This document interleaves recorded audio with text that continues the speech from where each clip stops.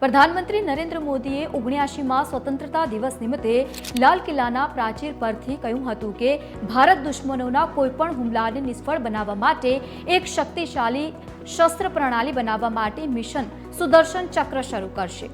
આ સુદર્શન ચક્ર કેવી રીતે કામ કરશે, સ્વદેશી સંરક્ષણ કવચ દુશ્મનના હુમલાને નિષ્ફળ બનાવશે અને બદલો કેવી રીતે લેશે, આજે તેના વિશે વાત કરી।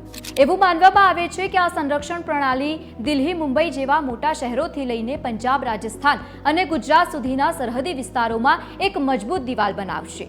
આ મહત્વપૂર્ણ સંરક્ષણ નેટવર્ક દેશની લશ્કરી સંસ્થાઓ, રેલવે સ્ટેશન, મેટ્રો સ્ટેશનોથી લઈને પુલ અને સુરંગો સુધી તૈયાર કરવામાં આવશે।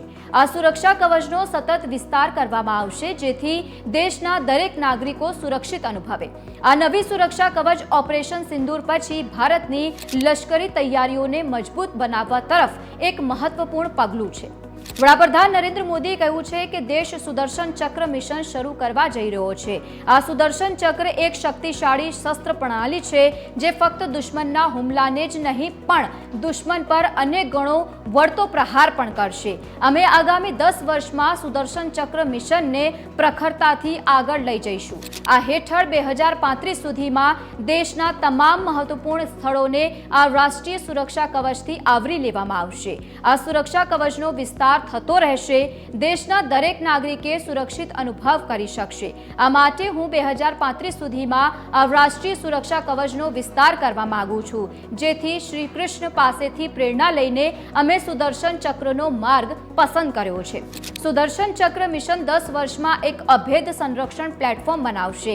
અમે આગામી 10 વર્ષમાં તેને ઝડપથી આગળ વધારવા માંગીએ છીએ। આ આધુનિક સિસ્ટમ માટે સંશોધન, વિકાસ, ઉત્પાદન ભારતમાં જ કરવામાં આવશે અને દેશના યુવાનોની પ્રતિભાનો એક ઉપયોગ કરવામાં આવશે।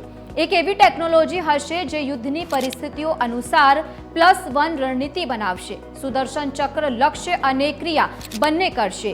સ્વદેશી સંરક્ષણ પ્રણાલી પર ભાર મૂકતા તેમને યુદ્ધની બદલાતી પદ્ધતિઓને આગળ ધપાવવાની પ્રતિજ્ઞા લીધી।